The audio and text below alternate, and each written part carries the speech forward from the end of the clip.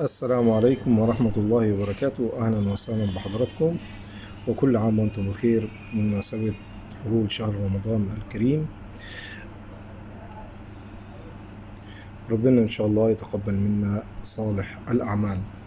إن شاء الله النهاردة هنعمل ريفيو عن غسالة بوش 9 كيلو الألماني، ميد إن ألمانيا، مش التركي، التكفيل الألماني. الغسالة أدي الموديل حضراتكم بتاعها أهو، WAW325X0EG. الغسالة بتبقى 9 كيلو، بتبقى 1600 لفة.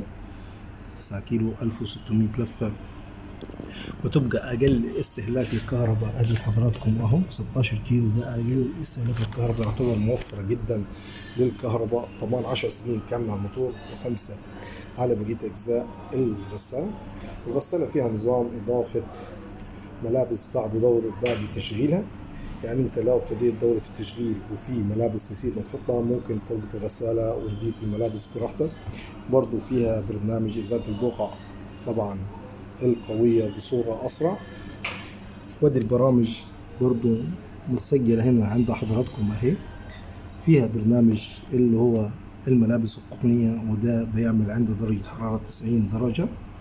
بعد كده برنامج الأقمشة الصناعية، وفي حضراتكم برنامج السريع للملابس المتنوعة، وفي برنامج الأقمشة الناعمة اللي هي الحرير حضراتكم، وبرنامج للأقمشة الصوفية، وفي حضراتكم برنامج للشطف والعصر، وفي برضو اللي هو تفريغ الحلة، وفي برنامج لتنظيف الحلة طبعا. والغسالة دي برضو حضراتكم فيها برنامج بيبقى أصلا بيدي إنذار الغسالة لتنظيف الحلة. لو طبعا اشتغلت على درجة حرارة أقل من 40 ولمدة 20 مرة متواصلة، بتدي لك إنذار إن هي الحلة عايزة تنضف. في برنامج السريع ده السوبر كويك، يبقى 15 دقيقة، ده الحاجات اللي هي طبعا يعتبر أقل اتساخ، الحاجات البسيطة جدا.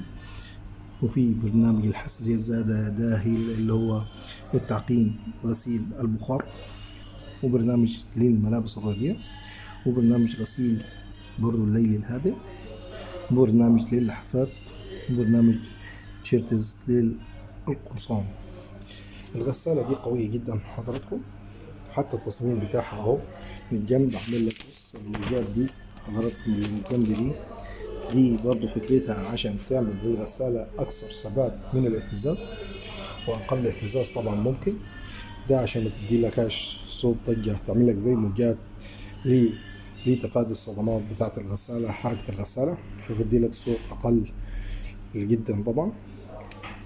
الغسالة ادي حضراتكم اهي، بتبقى الحلة استانلس كامل، بتبقى 3 رشاشات داخلية، ادي رشاش من 3، ويبقى في رشاش هنا طبعا في الطرف ادي الرابع.